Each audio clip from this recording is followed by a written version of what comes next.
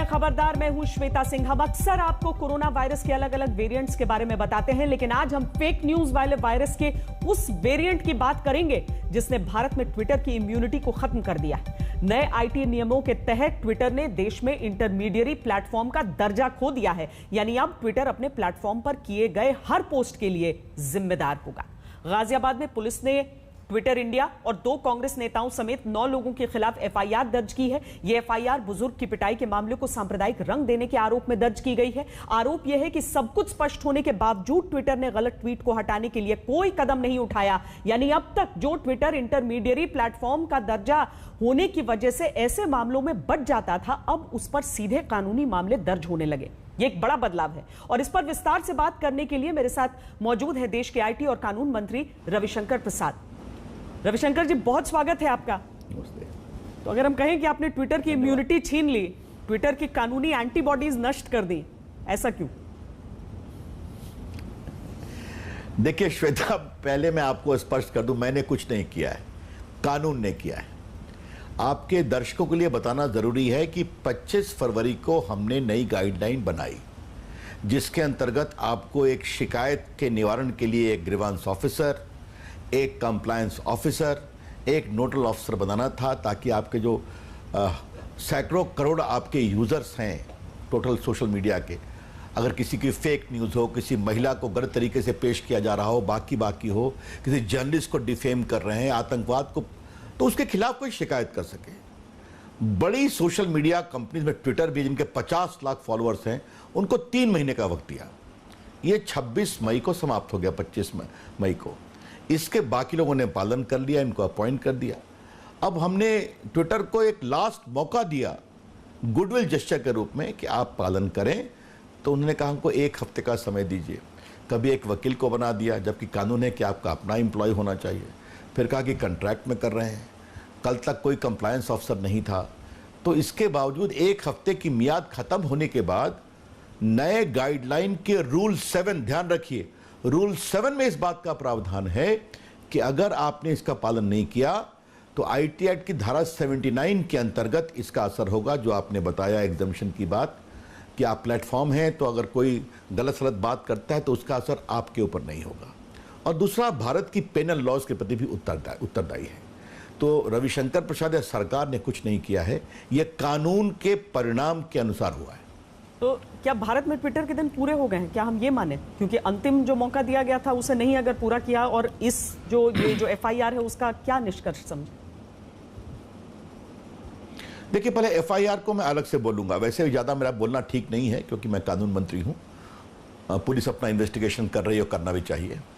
पहले एक बड़े सवाल को समझिए। मैंने पहले भी आपसे चर्चा में कहा था, आज दोहरा रहा हूं, सोशल मीडिया भारत में अपना व्यापार करने के लिए आज़ाद हैं। लगभग 100 करोड़ से अधिक लोग फेसबुक, ट्विटर, व्हाट्सएप, लिंक्डइन, बाकी का उपयोग करते हैं, कू इत्यादि का। अच्छी बात है।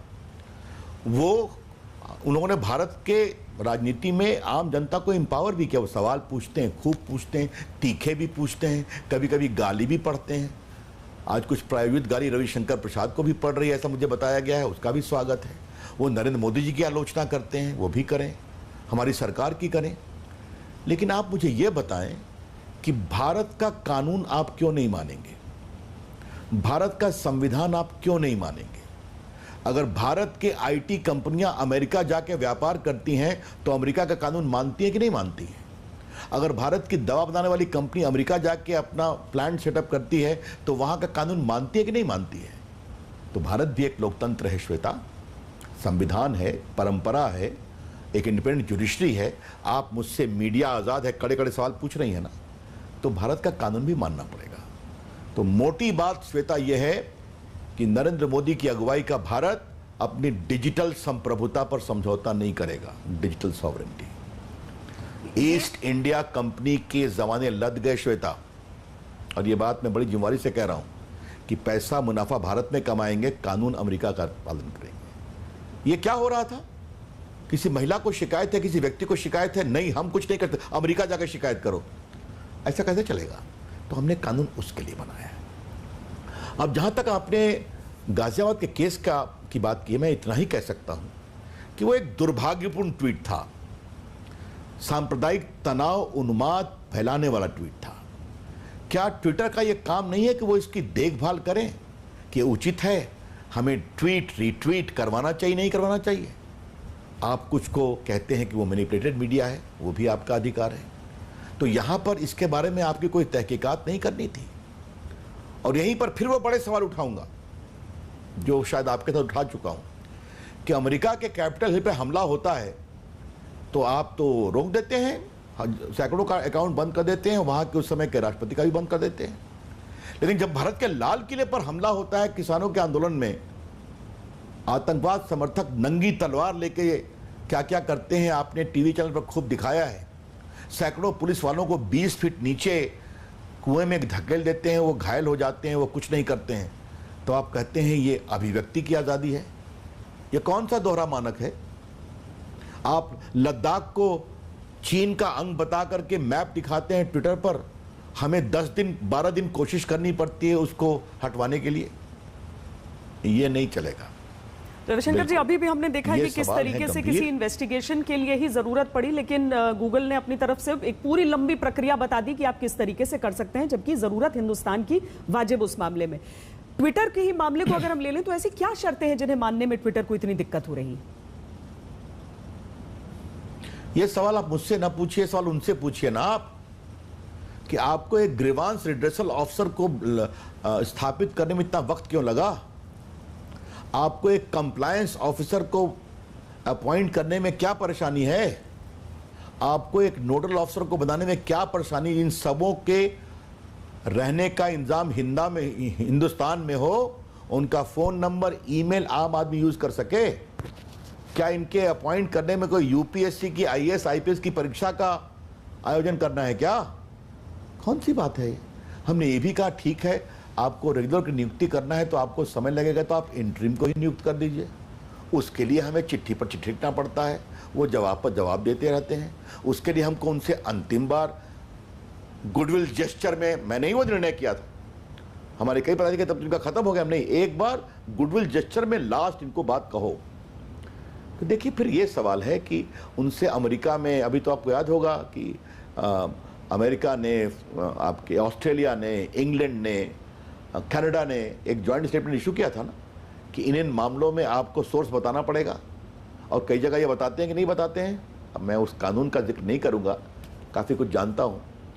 तो सिर्फ भारत में ही आप एक दूसरे मानक को चलाएंगे, ये तो ठीक नहीं है। लेकिन इस कार्रवाई में राजनीतिक प्रोपेगेंडा वाला एंगल है रविशंकर जी, विदेशी मीडियम वाला एंगल है, या ट्विटर ने जो बीजेपी नेताओं के ट्वीट पर मैनिपुलेटेड कंटेंट वाला लेबल लगाया था उसका करारा जवाब देने वाला एंगल है? कोई एंगल नहीं है। सब मैं 25 फरवरी को जब मैंने प्रेस कॉन्फ्रेंस करके गाइडलाइन बनाई थी, तो एक अचानक बनाई थी क्या श्वेता जी? सुप्रीम कोर्ट के 2 निर्णय थे 2018 में प्रांजला केस में कि महिलाओं की और नग्न तस्वीर दिखाना बंद करो, कानून बनाओ, और फेसबुक के केस में सितंबर 2019 में सुप्रीम कोर्ट का आदेश था कि इस तरह से जो व्हाट्सएप पर हिंसा इत्यादि को फैलाने वाले मैसेज वायरल होते हैं, इसके बारे में विचार करना चाहिए। 2018 में राज्यसभा में स्पेशल डिबेट हुई थी और सारे सांसदों ने बिना एक मत से कहा कि रविशंकर जी कार्रवाई करने का आश्वासन दीजिए आप फेक न्यूज़ पर जिसकी चर्चा आप कर रही हैं, बाकी कुछ पर। तो मेरा बाकायदे रिटन स्टेटमेंट है। वेंकैया जी ने राज्यसभा की कमेटी बनाई, उसमें चाइल्ड सेक्सुअल एब्यूज़ पर उनकी रिपोर्ट आई। तो सुप्रीम कोर्ट का फैसला, संसद का निर्देश, बाकी वाइड कंसल्टेशन, आप लोग की चिंता, तो ये 3-4 साल से चल रहा था। ये कोई अचानक नहीं हुआ है जो आपने कहा कि हमने किसी को टारगेट करने के लिए किया है। इसलिए मैं बहुत विनम्रता से कहूँगा, कोई कुछ भी कहे, ये हमने भारत की जनता के हित में किया है और उनको अपने शिकायत के निराकरण करने का अवसर दिया है। आप मुझे ये बताइए, छोड़िए हम लोग की तो रोज आलोचना होती है, आजकल आप लोग ट्रोल होती है कि नहीं श्वेता मैडम, मुझे बताइए तो जरा साहब। और कितने भद्दे तरीके से ट्रोल होते हैं जर्नलिस्ट लोग, मुझे मालूम नहीं है क्या? आजकल तो जजेस ट्रोल हो रहे हैं। एक नया व्यक्ति अपना व्यापार शुरू करना चाहता है, उसके प्रतिस्पर्धियों ने इतना अधिक उसके खिलाफ कैंपेन करा दिया कि वो खड़ा होने के पहले ही गिर जाता है। तो इसका निराकरण होना चाहिए कि नहीं होना चाहिए? आजकल तो देश में फेक न्यूज़ का आलम यह है श्वेता जी कि आप लोग सब लोग फैक्ट चेकर रखती हैं, कहती हैं ये फेक न्यूज़ है, दिखाती है ना सोशल मीडिया के बारे में। तो ये सारे मानक हैं, तो आप उसका पता नहीं करेंगे। और मैं फिर आ रहा हूं गाजियाबाद की घटना पर। पुलिस अपना इन्वेस्टिगेशन करेगी, लेकिन अगर ये सही है कि वो घटना फेक है या जिस तरह से उत्तेजक दृष्टिकोण से उसको प्रस्तुत किया गया, तो ट्विटर की ये समझदारी क्यों नहीं होनी चाहिए कि हम इसमें एक जिम्मेदारी के भाव का आचरण करें? ये बड़े सवाल हैं, इसका उत्तर होना पड़ेगा। क्योंकि फैक्ट चेक में बायस की बात आपने पहले भी की, तो आज हम समझना चाहते हैं कि क्या भारत फेक न्यूज के खिलाफ ठीक से लड़ पा रहा है? और साथ ही एक आरोप भी जो लगते हैं कि फेक न्यूज के जरिए समाज में अशांति फैलाने के आरोपों पर जो कार्रवाई होती है वो सिलेक्टिव है, इस पर आप क्या कहेंगे? देखिए, फेक न्यूज के बारे में आपने अच्छा किया सवाल पूछा श्वेता। हमारा एक कहना बहुत साफ है कि आपने फेक न्यूज को परखने के लिए एक फैक्ट चेकर की टोली बना रखी है। ये फैक्ट चेकर कौन है? इनको आप चुनते कैसे हैं? अगर आपके देश भर में सारे सोशल मीडिया के 100 करोड़ से अधिक हमारे देश के लोग उपयोग कर रहे हैं, तो आप बताएंगे नहीं कि आपके टिप्पणी और आवाज की परख करने के लिए ये लोग हैं, इनका ये एंटीसीडेंट है? क्या में सच्चाई नहीं है कि ट्विटर के बहुत सारे फैक्ट चेकर वो हैं जो नरेंद्र मोदी के आलोचक नहीं है, नरेंद्र मोदी से घृणा करते हैं, घृणा, हेट करते हैं, वो सारे उनके पब्लिक डोमेन में है, उनके कमेंट्स वगैरह। तो क्या आपके फैक्ट चेकर वही होंगे? तो फिर आपकी न्यूट्रलिटी कहां गई? तो फिर आप तय कर लीजिए कि आप प्लेटफॉर्म हैं कि आप मीडिया हाउस हैं। तो आप संपादकीय लिखिए, आपका स्वागत है। तो फिर प्लेटफॉर्म की इम्यूनिटी की बात मत करिए। मैं फिर कह रहा हूं, आलोचना करिए, खूब करिए, संपादकीय लिखिए। अब श्वेता जी, हमको अगर देश की जनता आशीर्वाद देती तो हम क्या करें? अब आजकल तो कुछ लोग ट्विटर से ही राजनीति कर रहे हैं, हाँ? और ट्विटर की अब पॉलिटिक्स भी कर रहे हैं, उनको भी करने दीजिए। पर ट्विटर का जो सुरक्षा कवच छीन गया है रविशंकर जी, क्या वो उसे फिर से हासिल कर सकता है? आपने पहले चांस दिया था, लेकिन ट्विटर को कोई दूसरा चांस देने वाले हैं, या वैसे ही चलेगा? देखिए, अब ऐसा है कि ये तो कानून अब आ गया इफेक्टिव, है ना? अब ये आपके इस हाइपोथेटिकल सवाल का तो अभी मैं उत्तर नहीं दे पाऊंगा ना। हाँ? हमने उनको, और हमने आपको बताऊं, फिर रिपीट कर रहा हूं, हमारे विभाग के पदाधिकारियों का यह मानस था कि सर, हमने दूसरे ने कंप्लाई कर दिया, ये नहीं कर रहे हैं, तो ये क्या मतलब है? तो हमने कहा नहीं, एक बार गुडविल जेस्चर में अच्छे भाव से लास्ट चांस दो। और ये लिखा हुआ था, by way of goodwill gesture आपको एक मौका और दिया जा रहा है। अब देखिए, आप हमारी एक सोच देखिए, हम कितनी सकारात्मक सोच रखते हैं। कानून में यह भी लिखा हुआ है कि आपको भारत में अपना दफ्तर खोलना पड़ेगा, ठीक है? उसमें कुछ लोगों ने कहा कि हमें दफ्तर खोलने के लिए थोड़ा आरबीआई क्लियरेंस लेना पड़ेगा। तो मैंने कहा ठीक है, उस पर हम अभी इंसिस्ट नहीं करेंगे, आप लीजिए, लेकिन जल्दी करिए। तो हमारा मन बहुत ही साफ और खुला हुआ है, सहयोगात्मक है। लेकिन अगर आपका दृष्टिकोण इसको इंप्लीमेंट करने का ही नहीं है, श्वेता, मैं फिर आपसे एक बड़ी बात कह रहा हूं, हमको इसके लिए गाइडेंस की जरूरत क्या थी? एक महिला रोती हुई मेरे पास आती है विभाग में, कहती है कि मेरी बेटी के एक्स बॉयफ्रेंड उसकी पूरी इंटीमेट फोटो वायरल कर रहा है। तो मैं क्या कहूं, अमेरिका जाओ, जैसा ट्विटर कहता है, उनका दफ्तर के पास जाओ। कहा हमें कोई पावर नहीं है, अमेरिका। तो ऐसे कैसे चलेगा भाई? खाली व्यापार यहां, मुनाफा यहां, कानून अमेरिका का। तो फिर कहूंगा श्वेता, ईस्ट इंडिया कंपनी का जमाना अब बहुत पुराना हो गया। यह है बड़े सवाल। पर आपके विरोधी कहते हैं कि ट्विटर पर निशाना लगाकर आप उस पे लाइन पर लाने की कोशिश कर रहे हैं। ट्विटर को सरकार के इशारों पर काम करने के सिग्नल दिए जा रहे हैं इस तरीके से। अच्छा, मुझे यह बताइए कि मोदी जी की आलोचना आज से हो रही है क्या? 20 साल से हो रही है ना? हो रही है कि नहीं हो रही? हो रही है। हमारी भी होती है ना, आपकी भी होती है। जनता सवाल पूछती है, पूछने दीजिए, हमने रोका है क्या? और श्वेता, बहुत विनम्रता से कहूंगा, नरेंद्र मोदी की सरकार और उनके मंत्रियों को अपनी राजनीति करने के लिए ट्विटर के सहारे की जरूरत नहीं है। हम जनता के बीच काम करते हैं, जनता के विकास के लिए काम करते हैं, जनता की सुरक्षा के लिए काम करते हैं। और गलवान के घटना के 1 साल पूरा हुए और आपने जिस तरह से उस घटना को कवर किया है, आज मैं आपके चैनल पर आपकी प्रशंसा करूंगा। मुझे बताइए, अगर नरेंद्र मोदी भारत के प्रधानमंत्री नहीं होते तो गलवान घाटी में जितनी हिम्मत और मजबूती के साथ, साहस के साथ हमारी सेना ने वहां पर अपनी धाक दिखाई, वो हो सकता था क्या? हम इसमें विश्वास करते हैं। और ऐसे ही करेंगे। ये बात आपसे हम बहुत विनम्रता से कहना चाहते हैं। रविशंकर जी, अंतिम सवाल मैं आपसे समझना चाहती हूँ कि मौजूदा परिस्थिति में अगर हम देखें तो अब ट्विटर या बाकी सोशल मीडिया के लिए भारत सरकार की शर्तें क्या है, टू डू लिस्ट क्या है? अगर इसके बाद ट्विटर भारत से जाने का मन बनाता है तो क्या आप इसके लिए भी तैयार हैं? देखिए, हम उनके सलाहकार नहीं हैं, इस बात को समझ लीजिए। उनका क्या बिजनेस मॉडल है, उनकी क्या नीति है, उनकी क्या रणनीति है, ये सलाह देना मेरा काम नहीं है। मुझे सिर्फ एक ही बात कहनी है, भारत आज़ाद है।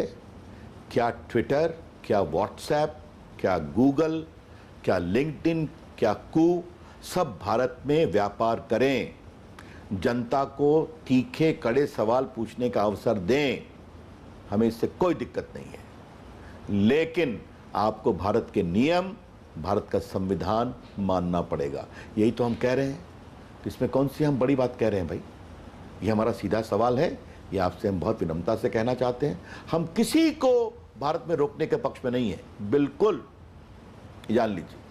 इसीलिए, और मैंने कहा, और एक बात मैं आपको और कह दूं, शायद क्लैरिफाई करना जरूरी है कि व्हाट्सएप के मामले में देश का आईटी मंत्री रविशंकर प्रसाद आज तक के माध्यम से श्वेता सिंह के प्रोग्राम में सारे व्हाट्सएप के यूजर्स को आश्वस्त करना चाहता है कि वो आराम से व्हाट्सएप मैसेज दें, पति अपनी पत्नी को दे, व्यापारी अपने कस्टमर को दे, वकील अपने मोक्किल को दे, डॉक्टर अपने पेशेंट को दें, जर्नलिस्ट अपने सोर्स को दे, बॉयफ्रेंड गर्लफ्रेंड बॉयफ्रेंड जो करना हो करें, हम बिल्कुल नहीं रोकने वाले। हम क्या अपेक्षा कर रहे हैं? हम अपेक्षा ये कर रहे हैं कि अगर ऐसा मैसेज जिससे दंगा होता है, जो वायरल है ऑलरेडी कंटेंट, हम छुपा नहीं रहे हैं, जिससे हिंसा होती है, मॉब लिंचिंग होती है, एक महिला की नग्न तस्वीर दिखाई जाती है, एक बच्चे के साथ शोषण होता है, तो आपको बताना पड़ेगा ये खुराफात किसने शुरू की। और अगर सरहद के पार से ये मैसेज आया वायरल, तो उसको हिंदुस्तान में पहले किसने शुरू किया? यही तो सवाल पूछ रहे हैं। और जबकि जिसके लिए कोई लास्ट स्टेप होगा, तो ये तो हमने बहुत ही सोच समझकर विचार करके इसको बनाया है, और मुझे लगता है कि देश की जनता समझती है कि उनके हित में है। रविशंकर जी, बहुत बहुत धन्यवाद हमसे बातचीत करने के लिए।